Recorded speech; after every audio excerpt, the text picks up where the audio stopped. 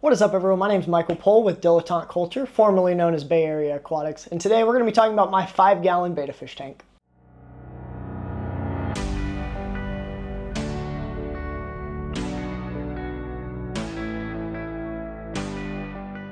So I haven't done a fish video in a little bit, and I really wanted to do a fish video and kind of show off not really show off, it's not something super impressive, but just kind of show off my 5-gallon betta fish tank that I put together a couple months ago. This tank is in my office. It's the one that I see all the time, see every day. All my other fish are currently in ponds outside in the backyard. It's just easier right now, especially with the weather.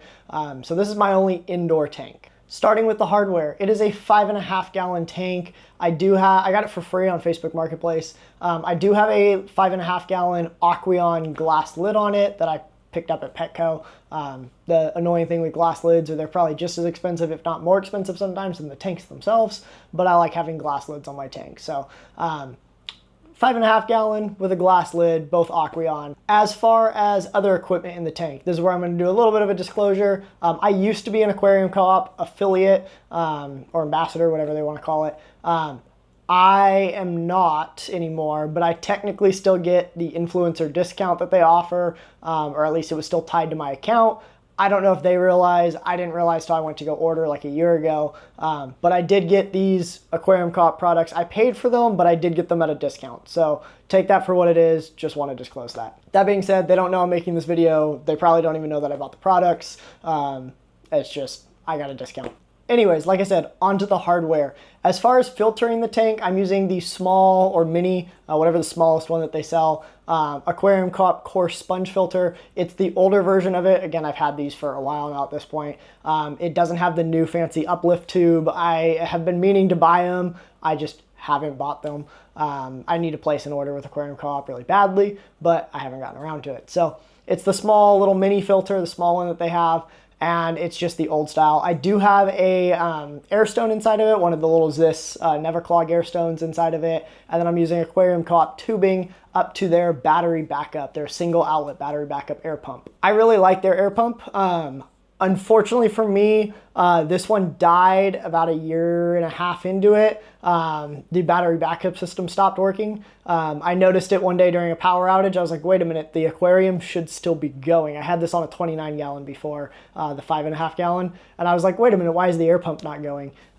It works totally fine, plugged into USB-C power like a regular air pump. But for whatever reason, the battery system has gone out on it. Probably not Aquarium Co-Op's fault, but I do need to replace it at some point. It's been really handy for the fires in California when they shut the power off or when the power gets shut off for wind or just whatever other reason. It's just one less thing to have to worry about. And like I said, it did last for 1.5 years, and it still technically is a fully functioning air pump. It's super quiet. It's nice to hang. It just doesn't have the battery backup system. For heaters, I have the Aquarium Co-Op heater. I believe it's the 100 watt, whatever the lowest version they had was. I don't believe they sell these anymore. I think I saw somewhere that they stopped selling them for whatever reason. I wish they hadn't. I know that Corey has his reasons, and Corey's a good business guy and all that. So I wish I had bought more is what I was kind of getting at there, is I wish I had more of these heaters. I really like these heaters. They're really slim. They're flat against the tank. The suction cups work really well on them, and I like the controls on them. So if they ever start selling them again, definitely pick up the Aquarium Co-Op heaters.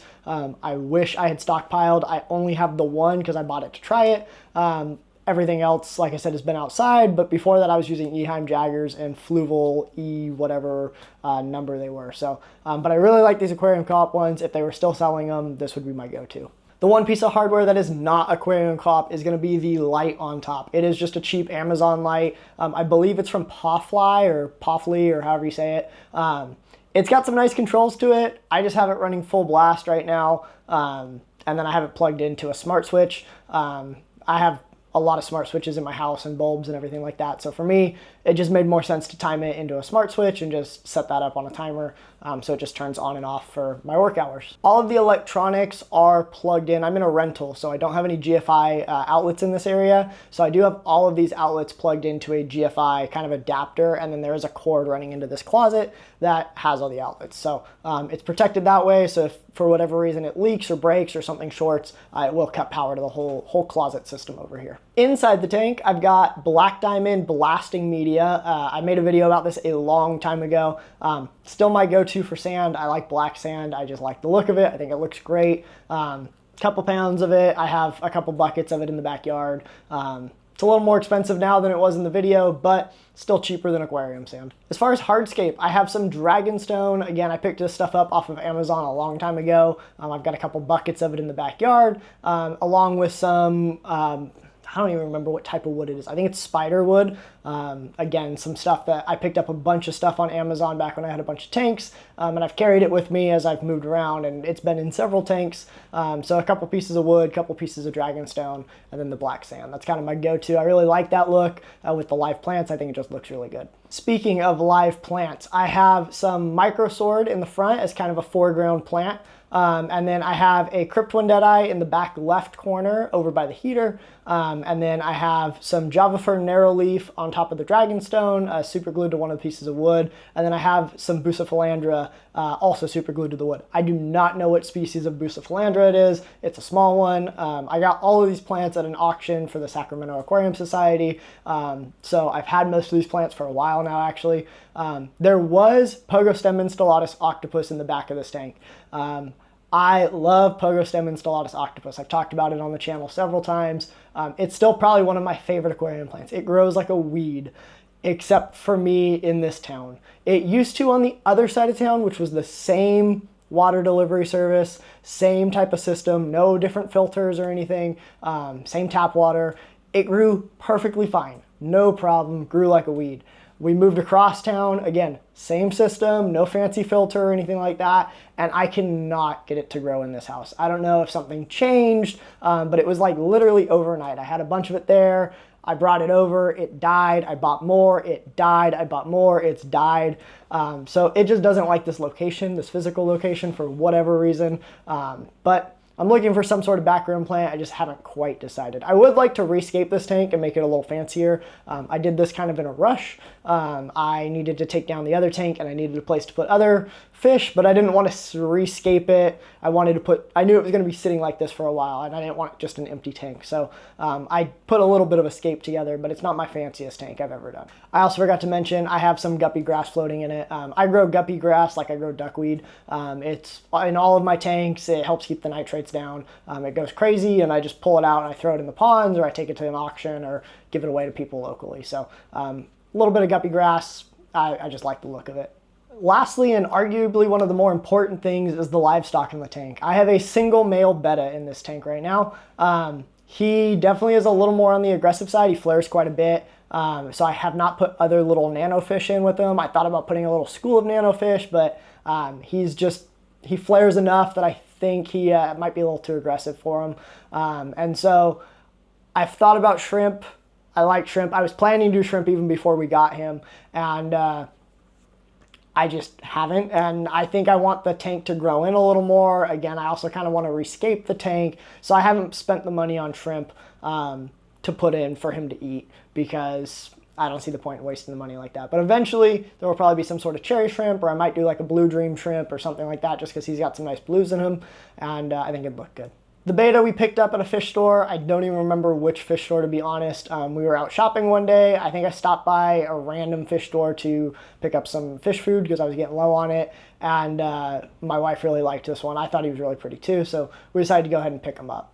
Other than that, there's really not much else to say for this video. Like I said, I just kind of wanted to show off this tank and get back to doing a couple of fish videos. I've got a couple other fish videos in mind, as well as several that I have filmed over the last like 2 years that I have just never edited, and I've never sat down and done like the talking head for. So the goal is to sit down and do a couple of the talking heads for that after I review some of the footage, and then edit those together and kind of mix those in with some new footage, and do a couple fish store tours eventually and things like that. So I've got some new equipment, I've got some new setups. I'm really kind of making it as easy for me as possible to make YouTube videos, kind of streamlining the process a little bit. So I'm really excited to kind of start playing with some of the new equipment and get out and doing some more videos. I'd also like to take a moment to thank all of the fish people that have stuck around on the channel. I know I've been uploading some non-fish stuff. I know I've rebranded away from Bay Area Aquatics, but the feedback has been positive so far. There has been some negative feedback. Some people aren't the most happy with it, but like I said in the video that I was talking about the rebrand, you know, this channel for me is about fun and creativity for me. I would love for you guys to be around. I like making content for you guys, but I really do want to be able to make creative content that I'd like to do. So I've been having a ton of fun doing it. I really appreciate those that are sticking around and supporting it. It makes it easier for me.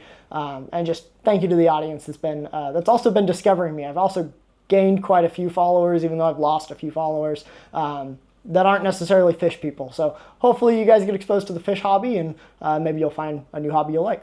If you haven't already subscribed to the channel, please consider doing so. If you've liked the video, give it a thumbs up. If you didn't, you know what to do.